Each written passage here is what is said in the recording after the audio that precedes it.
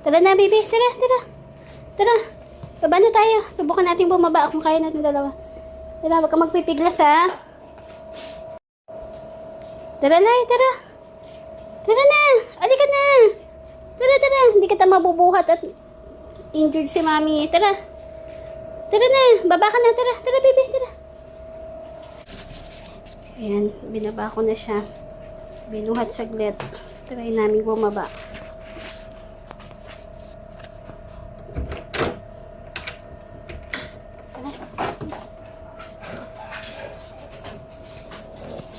Tara, Lai. Tara. Tara. Diba sa'yo? Subukan natin kung kaya natin bumaba. Tara dito. Ayan. Subukan namin bumaba dyan. Ang tarik kasi kumagan. So, mahirapan ako bumaba. So, nag-iingay na yung iba. Quiet. Quiet. Babalik si mami. Saka si Layla. Wait lang. So, ayan. Tignan natin kung kaya natin. Injured pa kasi ako. Masakit ang tuhod. Tara, baby. Subukan natin. Tara. Peace out muna. Ayan. Ayaw niyang bumaba. Tara na, baby. Tara, tara. Huwag ka matakot. Tara. Dito si mami. Tara, tara, baby. Tara.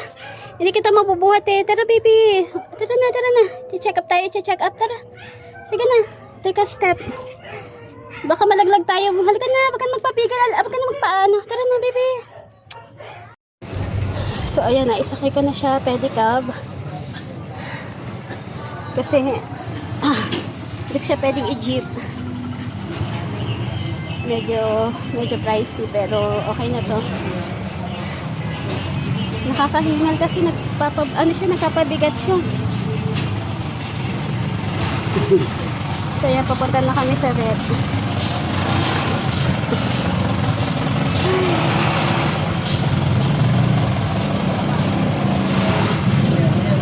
Sabi nung unang sa online consultation,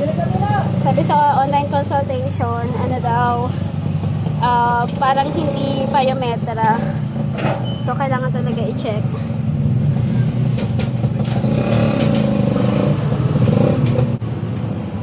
Nay! Nay! Nay! Ang hirap niyang ibaba sa rooftop kasi hindi ko siya kayang buhatin. Bukod sa mabigat siya, masakit ang tuhod ko. Kasi hindi pa tayo nakapagpalit ng tsinelas, baby. Dibale. Medyo traffic palabas. Hindi siya pwedeng isakay sa jeep eh. Baka mangagat eh. Kanina may sasakma din na siya. Kaya nagdala ako nito. Pantabay sa ibang aso.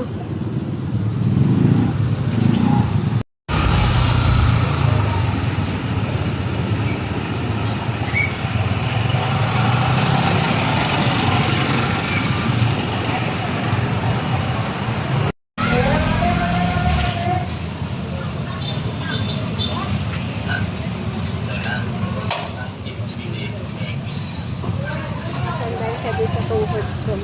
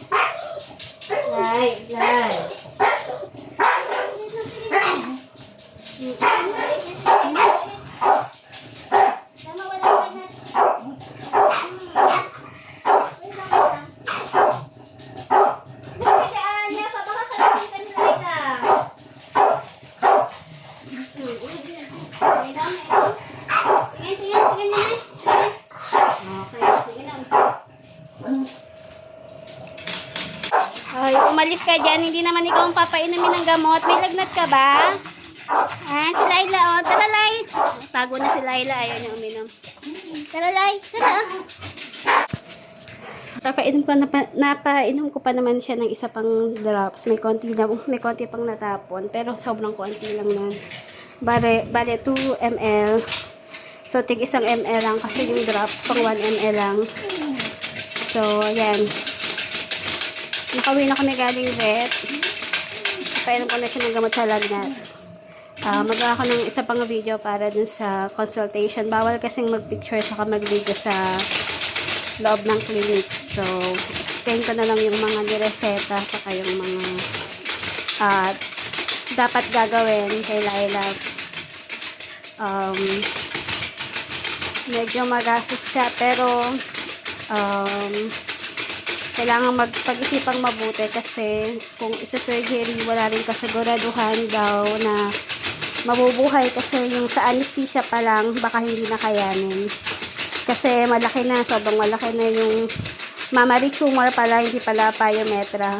So, yung mammary tumor niya, malaki na. Tapos meron pang isa pa. So, pwede pang kumalat sa iba. So, sabi ng vet, pag-isipang mabuti kung ipapasurgery pa.